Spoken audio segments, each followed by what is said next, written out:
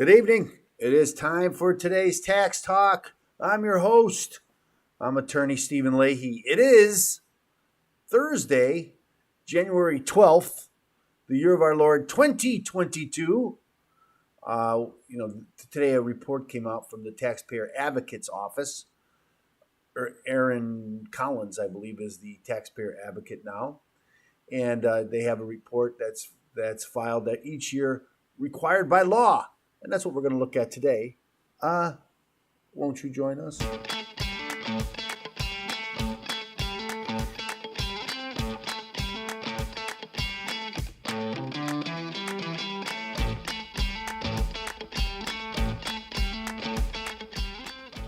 I always love when they don't really tell you what, that this is really required by law. We came out with a new report that, required by law.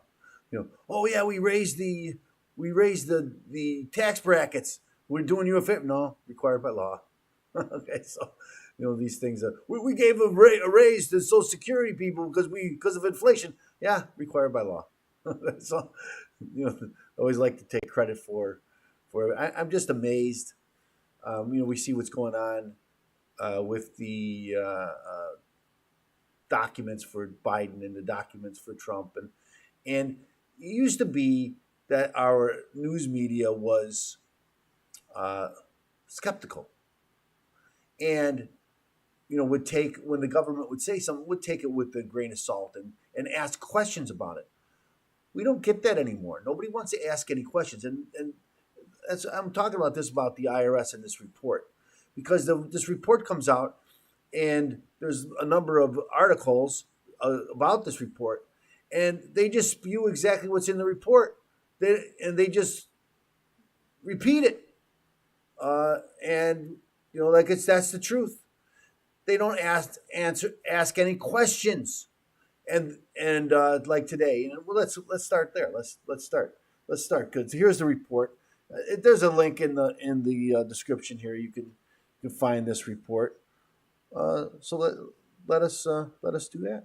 Here's the report: the National Taxpayer Annual Report to Congress, 2002. They've got a good PDF here too, but it's broken down here.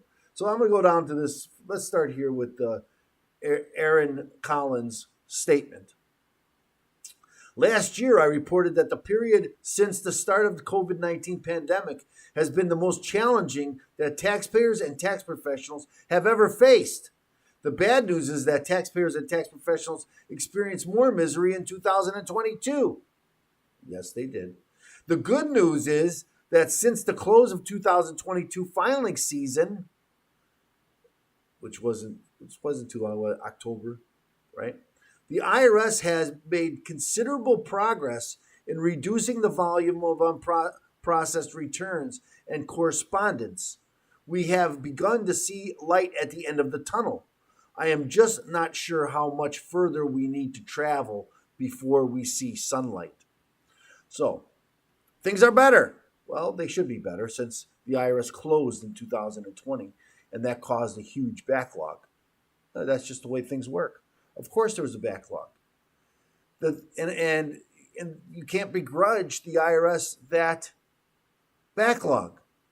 What we can begrudge them is the response and the lack of transparency on what's going on.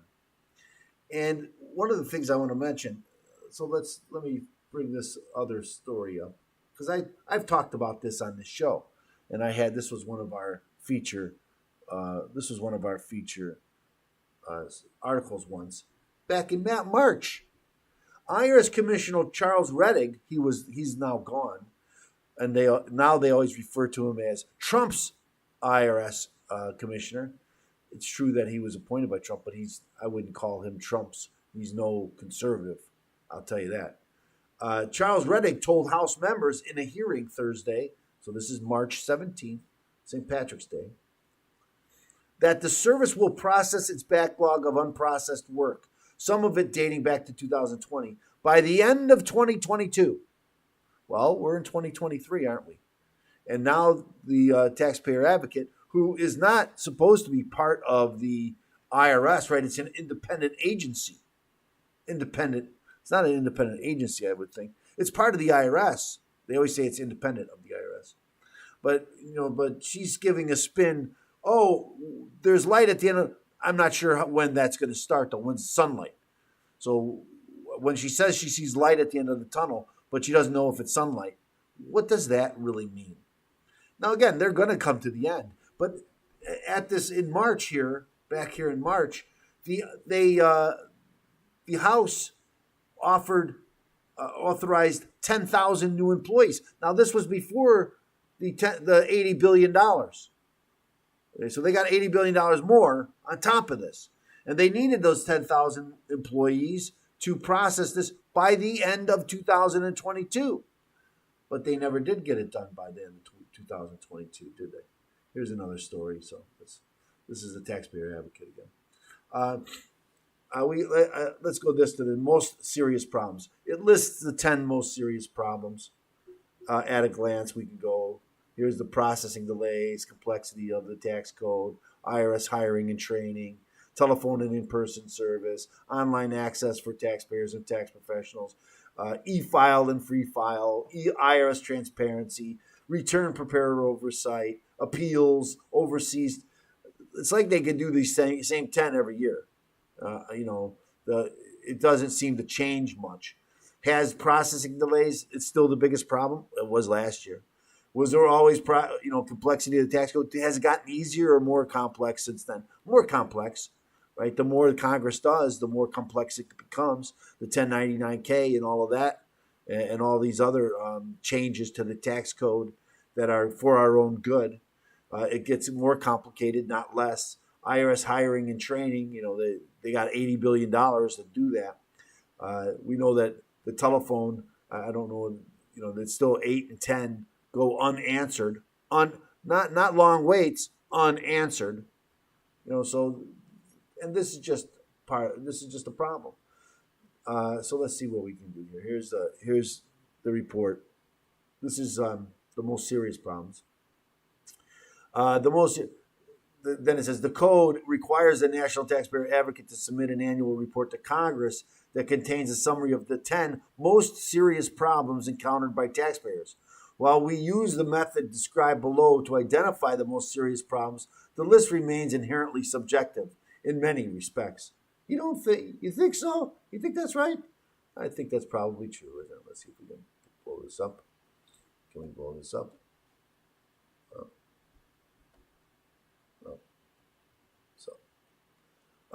Can you see that? I don't know if you can see that. Let's see if we can. Let's go back to this because it's easier. 11. Okay. It's easier to see here. While we use the National Taxpayer Advocate in a unique position to identifying the most serious problems facing taxpayers. Okay. So what's the most serious problem? Here's the methodology. Here's the most serious problem. The most serious problem encountered by taxpayers in 2022 for the 2022 annual report. Processing delays, paper backlogs caused refund delays for millions of taxpayers. The IRS still depends on outdated manual practices and a human assembly line for its paper processing operations. I should have gotten together the pipeline again. I have that video of the IRS pipeline to show you what they're talking about the process that they used for paper returns. Now remember, it was in March last year that the IRS came out and told us that they destroyed 30 billion paper information returns that went unprocessed because they couldn't process them. 30 million. Well, the IRS said, well, that's only 1%. Okay, because that's 3 billion returns, and 1%, 30 million went unprocessed. And those are information returns. Those aren't tax returns. Tax returns are much more complicated.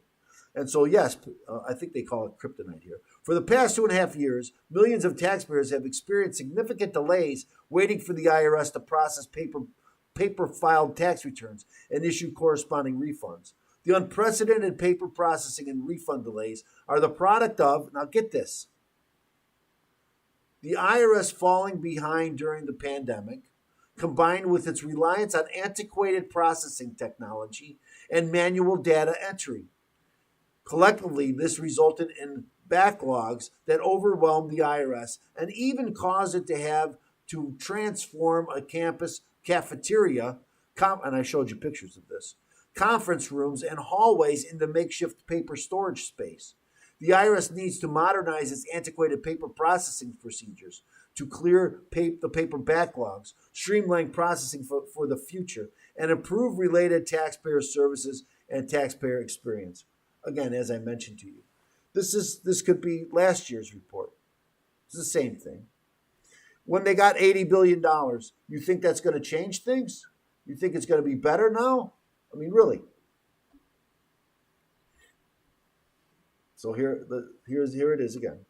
Much the same, but I'm going to, because antiquated process, because here it goes a little bit further into this. So here we are. Let's see if we can zoom that in a little bit. There we go. Explanation of the problem. The IRS has been operating with staffing shortages, using antiquated technology, relying on human assembly line, and deploying outdated manual practices where modern technology offers a practical alternative. They got $14 billion last year. They couldn't buy scanners? During the pandemic, taxpayers continued to mail paper returns and correspondence because they're required by law to do so. Even during the period the IRS closed its office for health and safety reasons. In 2020, it quickly fell behind in processing paper-filed tax returns as paper-filed trucks and containers lined its parking lots and developed unprecedented processing backlogs that carried over into 2021 and then into 2022 and now into 2023. This year, the IRS tried to work through its paper backlogs through additional hiring, mandating mandatory overtime for staff and surge teams. Remember, we covered all this on this show, of employees reassigned from other IRS business units. Despite these efforts, IRS processing delays and paper backlogs have continued to be the most serious problem for taxpayers. And taxpayers, right? And the budget is just going, of course, we gave them $80 billion. But Attorney Leahy, they haven't had time to spend it. Oh, and now Congress has reversed it. Congress did not reverse it. It was put in the House, and the House did pass a bill that would reverse it. But that's not going to become law. They've already told us Biden has already said no. The White House has already said no. We will not sign that bill. It's going to be vetoed. Senate already said, well, that's just the Congress, the House of Representatives, blowing smoke. They're never going to get that passed. Paper processing delays cause refund delays to impact the taxpayers. Most individual taxpayers receive refunds, and some depend upon timely refunds to meet critical day-to-day living expenses. I always recommend to people that they don't allow the IRS to carry all their money. You can control how much money the IRS takes out. You are required. We are a pay-as-you-go program, but you don't have to overpay, right? You can change that and only pay what you. If you've been in this job, the same job for a long time, and you kind of know what percentage of your income goes to the IRS, you can pick out that percentage of income, and then you don't have to worry about getting a refund from the IRS. All their refunds as quickly as people want all their refunds as quickly as possible. Oh, you'll figure. Until the IRS implements modernization upgrades that allow it to operate efficiently, and paperless, it must manage the timely process that paper it receives, or taxpayers will continue to experience refund delays. So unless they mandate electronic, and they have. So, today the IRS still relies on employees to manually transcribe all required digits from millions of paper tax returns to get the information into its system. Actually, they do it twice, sometimes 3 times, sometimes more. This is an antiquated process at the time when most financial activity is conducted digitally, and many state revenue agencies have long since moved away from manual data entry. Data transcription is meticulous work and prone to data entry errors, and it is not an efficient use of limited IRS resources. Regardless of whether taxpayers choose to pay paper file returns or are forced to do so because of limitations of IRS systems, it is unacceptable that millions of taxpayers have endured months-long delays before receiving the refunds they are owed. When they say unacceptable, what does that mean? It's not going to happen? No, it means it's going to. But we're very mean. We're very mad about it. We're angry. So, practical solutions exist. Yeah. While the IRS commendedly has sought to achieve healthy paper inventory levels by the end of 2022, it is important to note that its baseline for measuring healthy is pre-pandemic inventory levels. That would be an improvement compared to the last 2 years, but the agency needs to do better. The IRS should be working toward a goal of eliminating its antiquated process for processing paper returns, modernizing IRS paper processing procedures, and improving related taxpayer services should be a priority, both to clear existing paper backlogs and to streamline processing for the future. Well, that seems like a good advice, don't you think? Here's an analysis. I'm not going to get into that. Here's the pictures. I've showed you these pictures. This is the cafeteria full of report. I've shown you this. Legislative changes, return statistics associated. So and one thing the IRS is good at, statistics. They're good at, and here they are. Tax returns received by type and year. So actually, paper reforms from 1040. In 2019, they received 16 million. In 2022, they received 12 million. So it's going down every year, isn't it? 2021, it did go up. Electronic returns, 151 million electronic returns last year. Inventory requiring manual.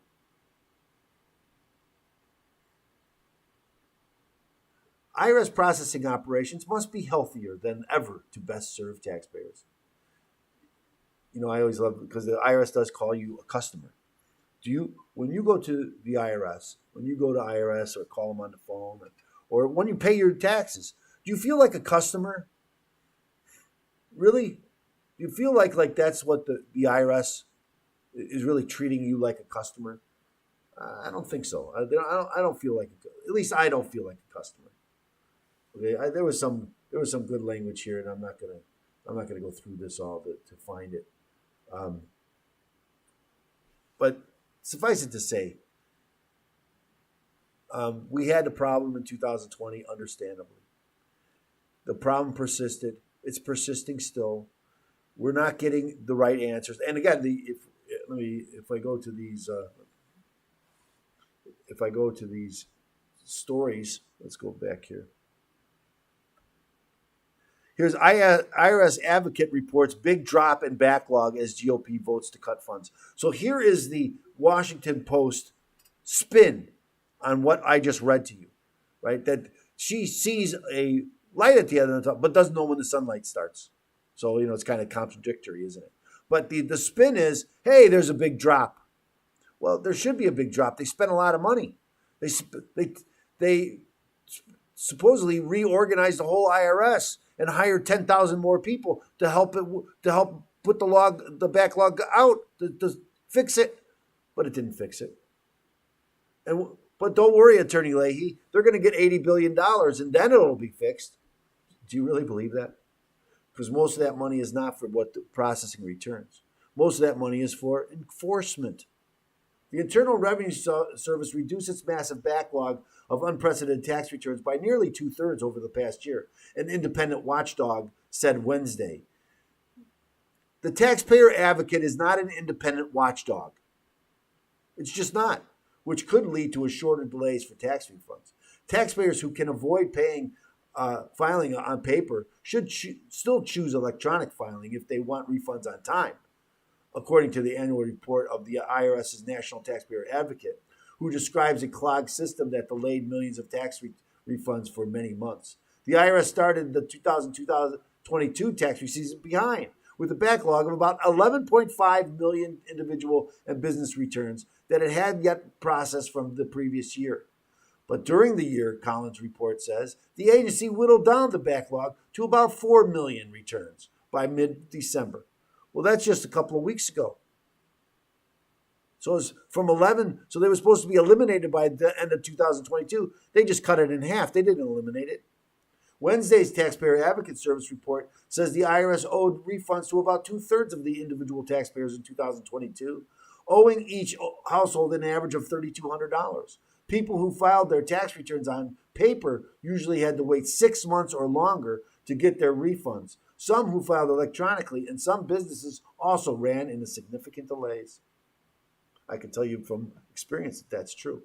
The report also looked at the phone and mail response rates. Americans called the IRS with questions 173 million times in 2022. But only 1 of 8 callers ever managed to get through to the IRS employee. That was less than half the rate of fiscal 2019 before the coronavirus pandemic. The response rate on the dedicated line for professional tax preparers was only a bit better, and taxpayers are often paying for that, Collins said, because many professionals bill their clients for the time spent on hold with the IRS. Well, much of this it just gets me. Again, here we go. They don't answer the phone. They're not processing returns. They tell us they need scanners. They've had billions of dollars. I don't remember. I should go back and look.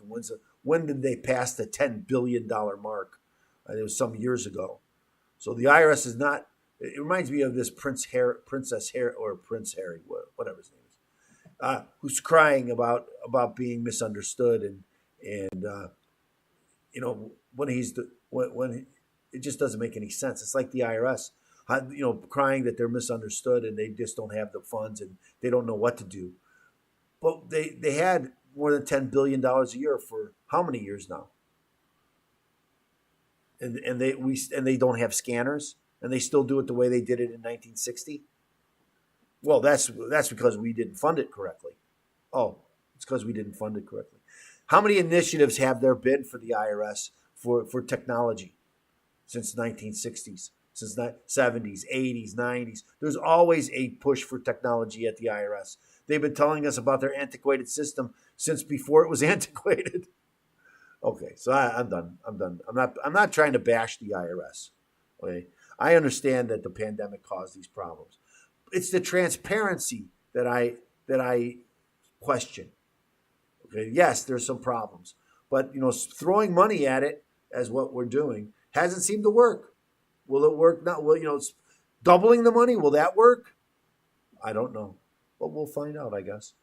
So anyway, thanks so much for joining us. I ranted a little bit today, so I apologize for that. Remember, I'm going to ask you to like and subscribe. We need your help. We got to get this information out to people, and we need your help to do that. So please like and subscribe. Hit the little button and the notice so we can notify you when we post. I post a video most every night around 7:30, right around 7:30, Central Daylight Time. Also, if you're fighting the IRS and you need help and you don't know what to do, first thing you should do, get a copy of my book, Deal with Your IRS Problem Today. Go to freeirsbook.com. That's freeirsbook.com. Get your free copy. Go to freeirsbook.com. So thanks so much for joining us. We're off tomorrow. We'll be back on Monday, and I hope you can join us then. In the meantime, God bless you, and we'll see you next week. And we are out.